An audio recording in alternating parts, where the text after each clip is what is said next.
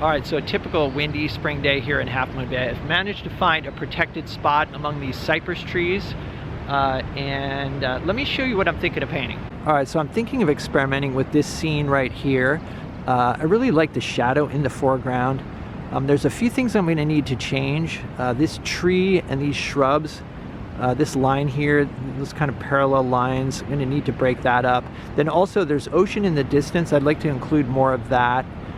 So possibly I might eliminate this shrub here, which would open up, you know, the view to the distance and also break up these parallel lines. But basically I'm just going to experiment and play around and see what I come up with.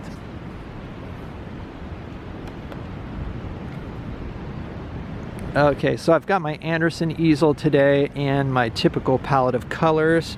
I am going to be using Liquid Original as my medium, and I'm painting on a 12 by 16 inch panel.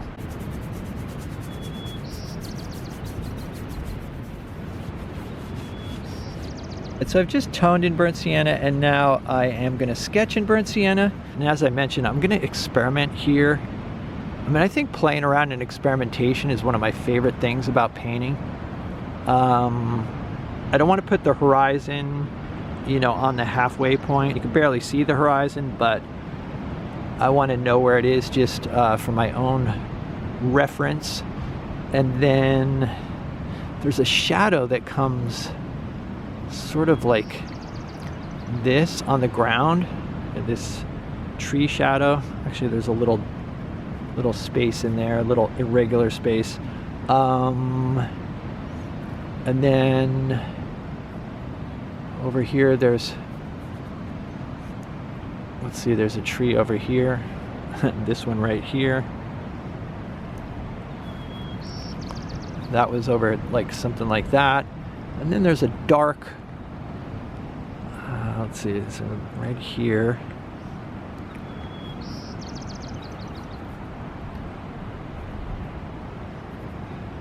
And what I do is I'm just going to squint and look at the silhouette of this tree and the shadow for that matter. I'm not going to use the shape exactly, but I mean something like this.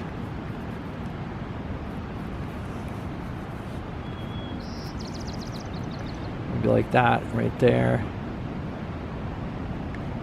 Just to get the general shape in place. And then the shadow shape here, this will all be shadow. And then obviously this area is dark. And there's some dark under here. Okay.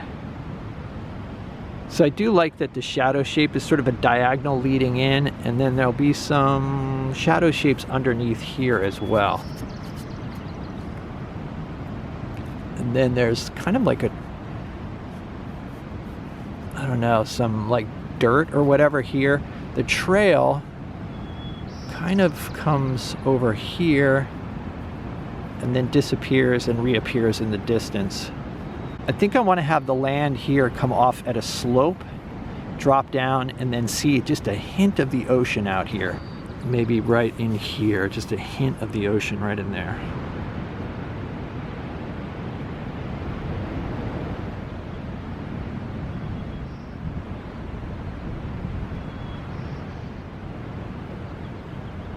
Okay, so here is the design idea, and as usual I started out with simple shapes and then I came back and refined those shapes. You know, once I have the large shapes in place, I can kind of tell if I like the composition.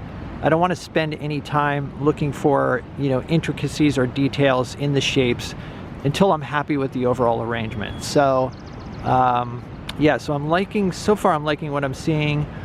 These trees over here will be dark. It's right here.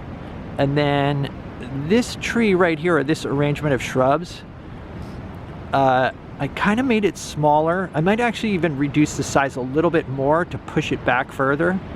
So this tree is going to run off the top, and then this one will, you know, obviously does not. So I might even make this a little bit smaller just to kind of push it back a little bit, create a sense of depth.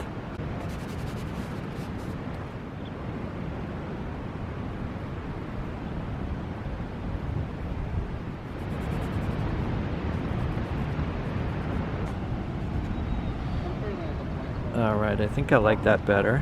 So for my darks, I'm using ultramarine, burnt sienna, and a touch of alizarin crimson.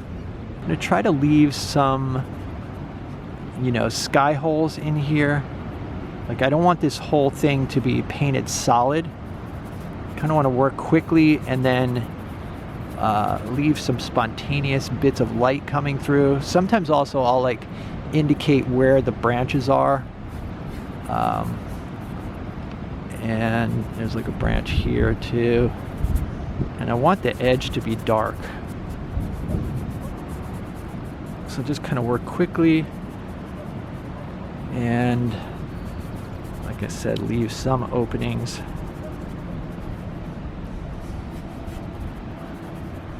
And some of you have asked, like, how do you film these? Basically, I'm holding the camera with one hand and the brush with another. I'm kind of getting used to it.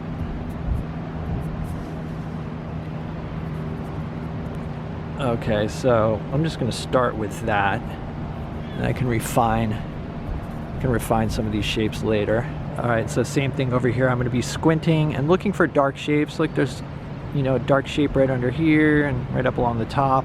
You probably heard me mention that I use the scenery as raw materials, basically. So I'm not trying to duplicate exactly what I'm seeing. I mean, the most important thing is to have a good composition and, you know, good design.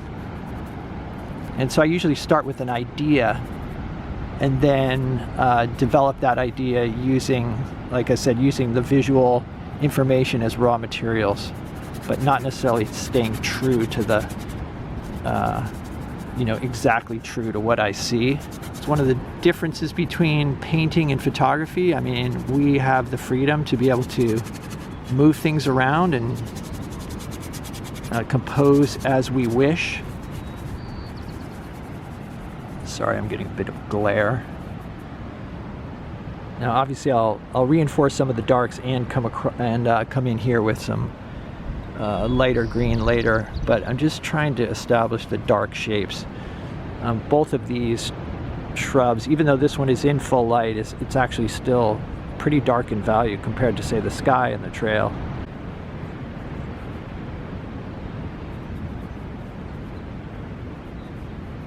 All right, so next I want to establish this shadow pattern that's on the ground here. All right, so I've added some titanium white and ultramarine blue to the dark mixture that I used before. I want this to be lighter than the mixture I used for the trees. I want the shadows to be irregular, just like, you know, just like the foliage, and also to have some bits of light coming through, so it's not just one solid shape. And I'll be adjusting the color and value of this shape. There's quite a bit of variety in here, but for now I just want to get the general shape established. And I'll kind of approach this the same way I approach painting the foliage, which is just try to be fairly quick and spontaneous and leave little bits of light that are coming through. If I was to try to paint, you know, if I was to try to paint all the shapes exactly as I saw them, I would be here forever. And it would actually, it probably wouldn't even look very good. It would look stiff and maybe too careful, in my opinion. I'm seeing some direction in the, you know, the dirt of the trail here. Like, you know, this comes down like this. When your brush strokes are visible, I know I've mentioned this before, but you've got to decide which direction you want your brush strokes to go.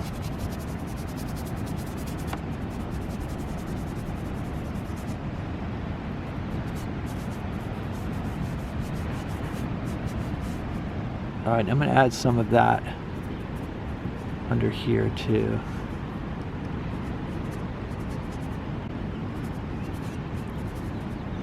This light pattern here kind of leads the eye in to the composition here. Like I said, there'll be water out here.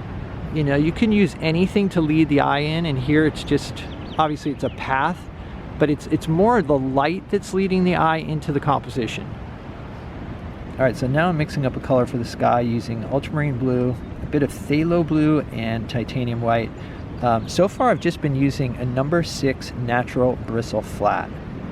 And I'll probably use this for the whole block in, and then I'll switch brushes. I'm just using a general color here, and I will be making adjustments.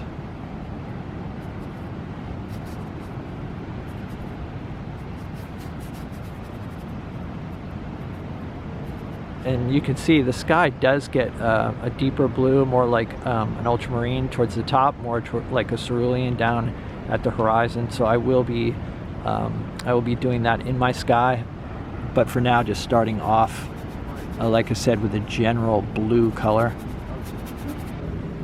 Painting really did become a lot more fun for me once I realized that I didn't have to paint exactly what I saw. I mean, I used to drive around forever trying to find the perfect scene, and that's pretty much impossible. I think I read in John Carlson's book on landscape painting, you know, he talked about the fact that, you know, part of the artistry is creating a composition, you know, out of what you see and what you find. That you're not going to find a perfect painting out there. It's just not going to happen. I don't know why it took me so long to figure out how important design was. I think it was just, you know, doing a series of paintings that didn't work out, or doing a lot of paintings that didn't work out, and bringing them home and saying, what happened? Like, why is this not good? Or why do I not like it? And, you know, I finally came to the conclusion that it was just bad compositions. Okay, so that looks good so far.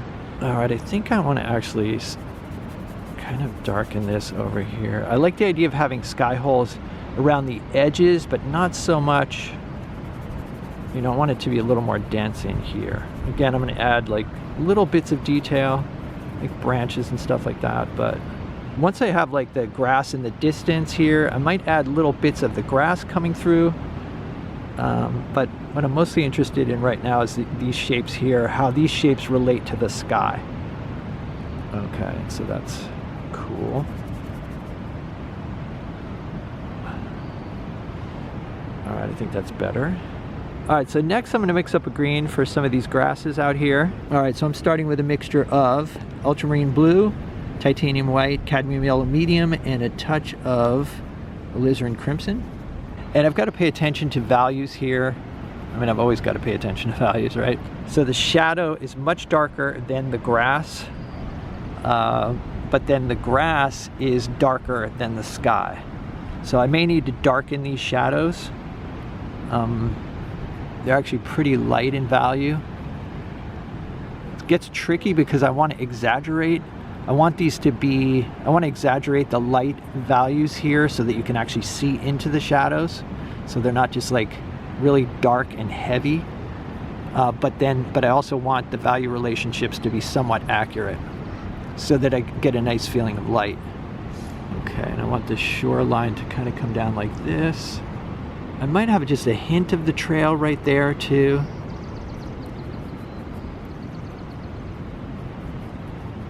All right, so next I'm mixing a color for the distant water, and I'm using ultramarine blue and titanium white and just a touch of sort of this burnt sienna mixture I've got here to gray it down just a little bit. And the value of the water is just a little bit darker than the sky. For the trail, I'm starting with a mixture of titanium white, cadmium yellow medium, and burnt sienna. And I'm really pushing the saturation here. Pushing the saturation and warmth. I really want to make sure that this trail reads as, you know, brightly lit. So something like that. I'm going to also leave some of the bits of the sketch showing through. Oftentimes, you know, I really like the color of the tone, and I want to match the color of the tone. And that was kind of the case here. You know, so I tried to mix up something that, you know, matched that burnt sienna color that I had already established. At this point, this is it. It's been blocked in, and this is the compositional idea. I do need to break up this shape a little bit right here. All right, so typically at this point I switch brushes to have a little bit more control. So I'll usually switch to a number 4 synthetic flat, but I'm actually liking the way this brush is working, this number 6 natural flat. So I'm going to keep going.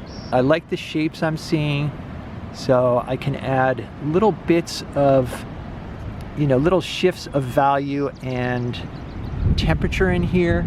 It's cool if there's some interesting shapes within these shapes, as long as it doesn't mess up the overall design.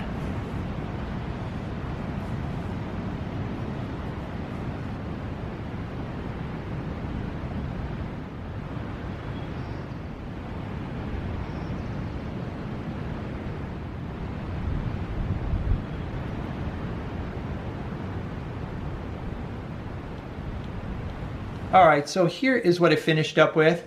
I really did like this idea of, the feeling of standing in the shade, looking out into the sunlight. That's a compositional idea that I have not experimented with very much, but I'd like to do more of that. This idea that you can see into the shadows is always important to me, and looking for, variety in the temperature and value of the shadows. When I first started painting, I would make my shadows way too dark. They just felt really heavy and solid, and almost like, you could not see into them. You couldn't see any sort of variety in color or temperature.